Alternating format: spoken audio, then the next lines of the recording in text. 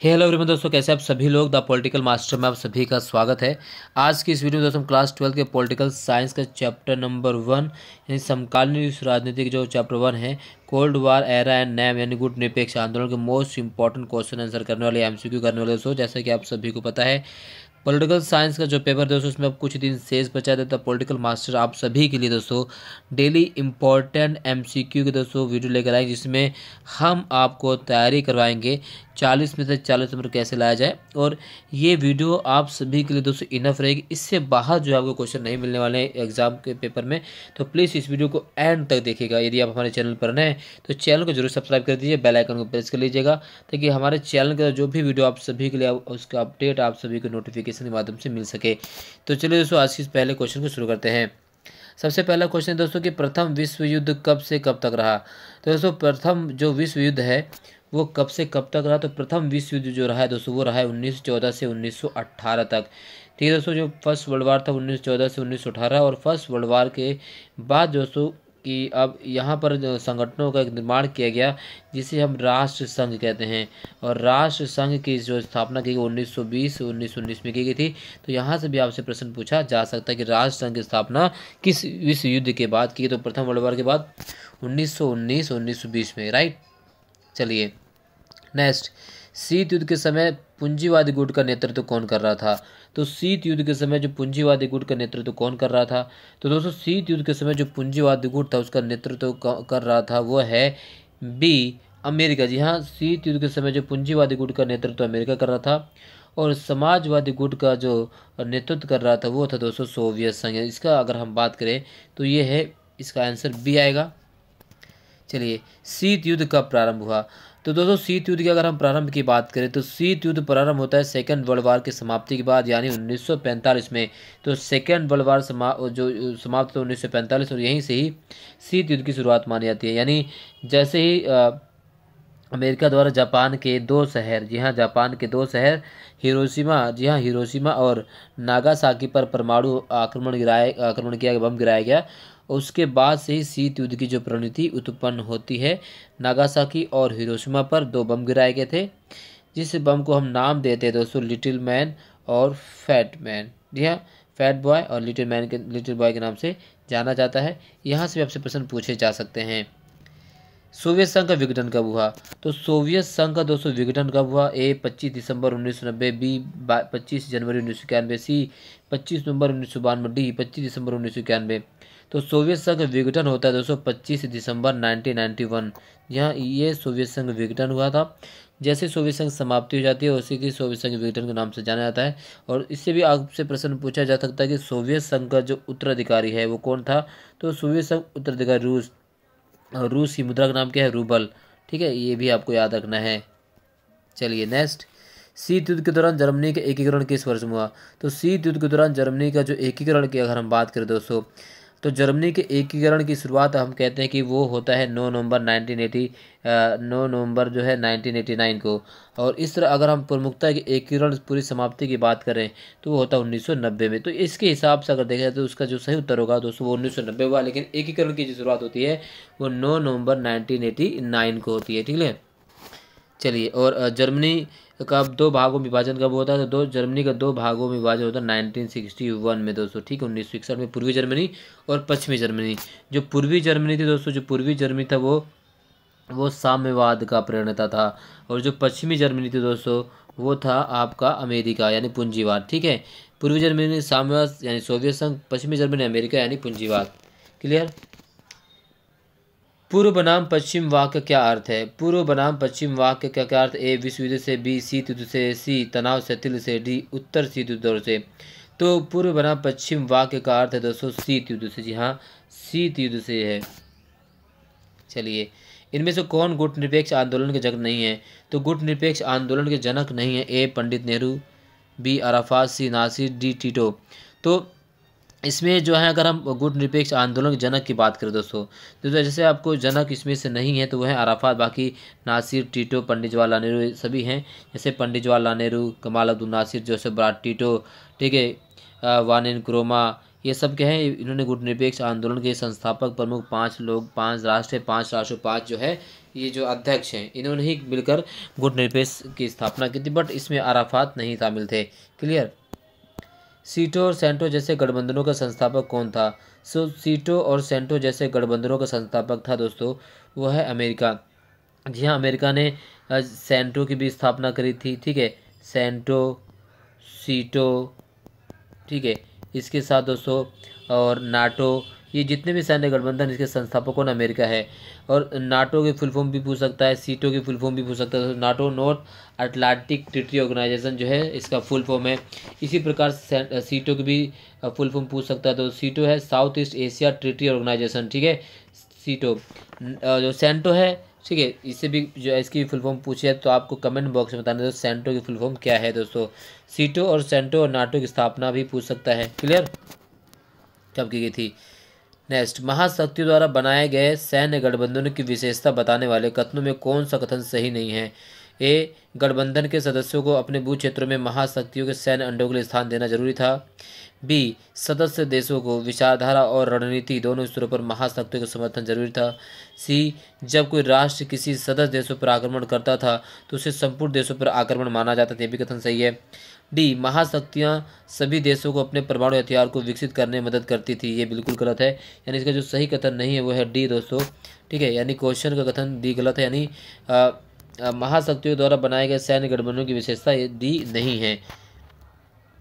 प्रश्न नंबर 10, सन 1972 में संयुक्त राष्ट्र की बैठक में वैश्विक व्यापक व्यापार प्रणाली में सुधार संबंधी कौन सी रिपोर्ट प्रस्तुत की गई? तो व्यापार संबंधी प्रणाली में जो सुधार संबंधी रिपोर्ट प्रस्तुत की गई थी उसका नाम है दोस्तों, वो है toward the new policy for development. ठीक है, अंकटाड 1972।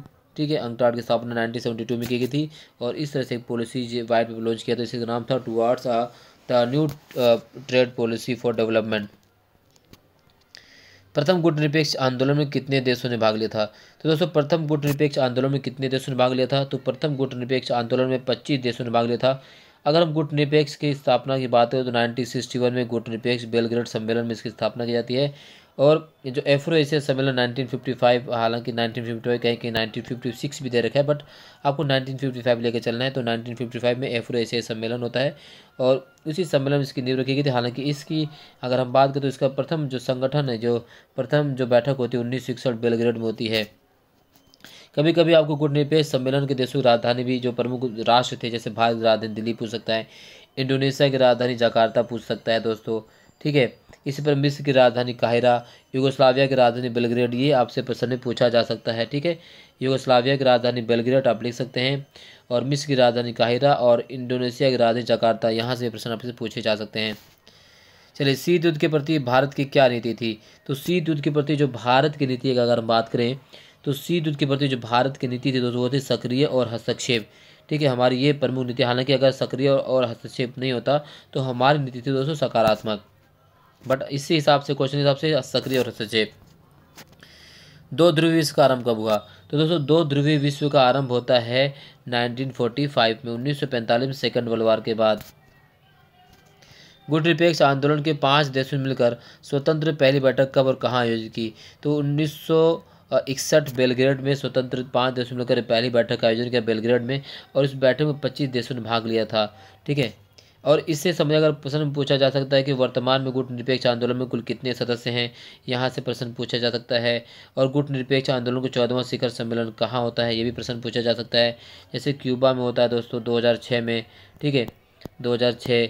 इस तरह के अलावा दोस्तों वर्तमान में गुटनिरपेक्ष आंदोलन का आभासी सम्मेलन पहली बार कहाँ हुआ, ये भी आपको देख लेना है। साथ ही साथ गुटनिरपेक्ष आंदोलन का आगामी सम्मेलन कब होने वाला है, ये भी आपको देखना है।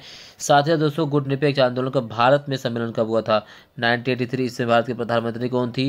ये थी इंदिरा गांधी। तो ये सारे जो क्वेश्चन आपसे इस तरह से पूछे जा सकते, तो ये गुटनिरपेक्ष आंदोलन से आपको जो क्वेश्चन दोस्तों कर लेने, यानी इसके साथ साथ दोस्तों अगर हम बात करें तो ट्रूमैन सिद्धांत से भी क्वेश्चन पूछा जा सकता है। ट्रूमैन सिद्धांत, ठीक है, 1947 ट्रूमैन सिद्धांत, ये भी क्वेश्चन पूछा जा सकता है। जो अमेरिकी राज सचिव मार्शल ने इस ट्रूमैन सिद्धांत को आगे बढ़ाया था, ये भी क्वेश्चन आपसे पूछा जा सकता है।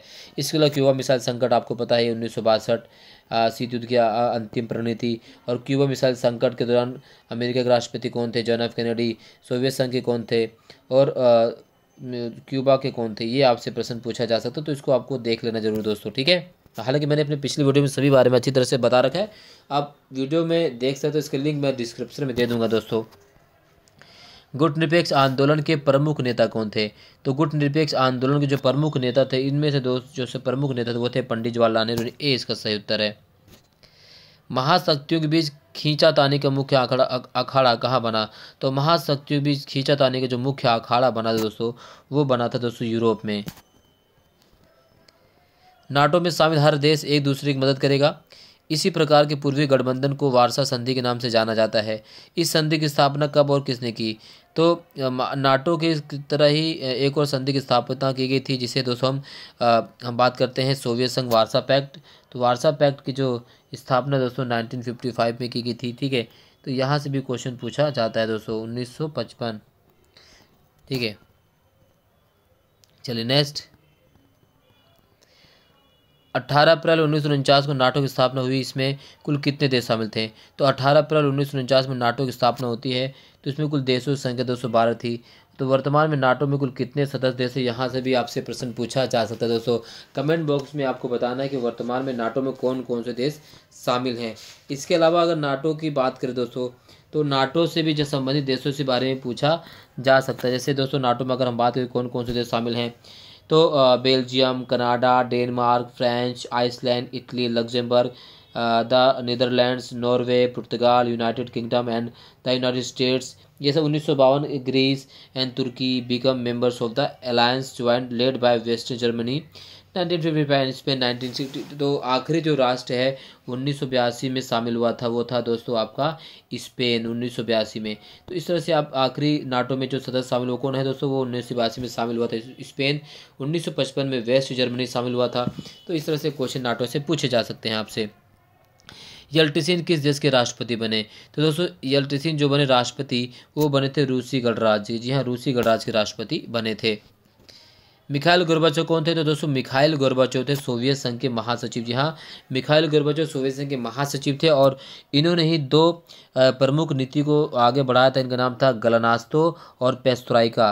जी हाँ, ग्लानास्त और पेस्ट्रोइका, दो नीतियों का संचालन सोवियत संघ के महासचिव मिखाइल गोर्बाचोव ने किया था, ठीक है। विश्व राजनीति के दो ध्रुव कौन कौन से थे? तो विश्व राजनीति के दो ध्रुव की अगर हम बात करें, तो विश्व राजनीति के दो प्रमुख ध्रुव थे दोस्तों, अमेरिका और सोवियत संघ। निम्न किन किन देशों की महाशक्ति बनने की ओर ने शीत युद्ध को जन्म दिया? तो संयुक्त राज्य अमेरिका और सोवियत संघ की जो आपसी टकरार थी और महाशक्ति बनने की ओर ने ही शीत युद्ध को दोस्तों जन्म दिया। 20 का सही उत्तर है। शीत युद्ध के दौरान पश्चिमी गठबंधन का अगुवा कौन था? तो शीत युद्ध के दौरान जो पश्चिमी गठबंधन था, तो उसका अगुवा कर रहा था जो पूंजीवादी गुट था दोस्तों, उसका अगुवा कर रहा था अमेरिका। इसी प्रकार से पूर्वी गठबंधन का अगुवा कर रहा था, वो कर रहा था दोस्तों सोवियत संघ। निम्नलिखित में से कौन सा कथन गुटनिरपेक्ष आंदोलन के उद्देश्यों पर प्रकाश नहीं डालता? तो गुटनिरपेक्ष आंदोलन के उद्देश्यों पर प्रकाश नहीं डालता। ए, उपनिवेशवाद से मुक्त हुए देशों को स्वतंत्र नीति बनाने में समर्थन करना, किसी भी सैन्य गठबंधन में शामिल होने से इनकार करना, वैश्विक मामलों में तटस्थता की नीति अपनाना, या वैश्विक आर्थिक असमानता की समाप्ति पर ध्यान केंद्रित करना। तो दोस्तों निम्नलिखित में कौन सा कथन गुटनिरपेक्ष आंदोलन के उद्देश्य से प्रकाश नहीं डालता? हुआ है कि दोस्तों वैश्विक मामलों में तटस्थता की नीति अपनाना, ये नहीं करता, बाकी सभी करता है दोस्तों। शीत युद्ध के बारे में कौन सा कथन गलत है? यह संयुक्त राज्य अमेरिका और सोवियत संघ तथा उनके साथी देशों के बीच प्रतिस्पर्धा थी। बी, ये महाशक्तियों के बीच विचारधाराओं को लेकर युद्ध था। सी, शीत युद्ध ने हथियारों की खोज शुरू की। डी, अमेरिका और सोवियत संघ शीत युद्ध में शामिल थे। तो शीत युद्ध के बारे में जो कथन गलत है वो है दोस्तों डी, यानी अमेरिका और सोवियत संघ शीत युद्ध में सीधे युद्ध में शामिल थे, ऐसा नहीं है। वैचारिक मतभेद था, युद्ध केवल कागजों पर लड़ा गया, आमने सामने युद्ध नहीं लड़ा गया दोस्तों। धुरी राष्ट्रों की अगुवाई कौन से देश कर रहे थे? तो धुरी राष्ट्रों की अगुवाई की बात करें तो ऐसे जर्मनी, इटली और जापान, ये दोस्तों धुरी राष्ट्रों की अगुवाई कर रहे थे। इसी प्रकार से मित्र राष्ट्रों की अगुवाई कौन कर रहा था? वो था अमेरिका, फ्रांस और रूस। तो इस तरह से आपसे क्वेश्चन पूछा जा सकता, धुरी राष्ट्र और मित्र राष्ट्र।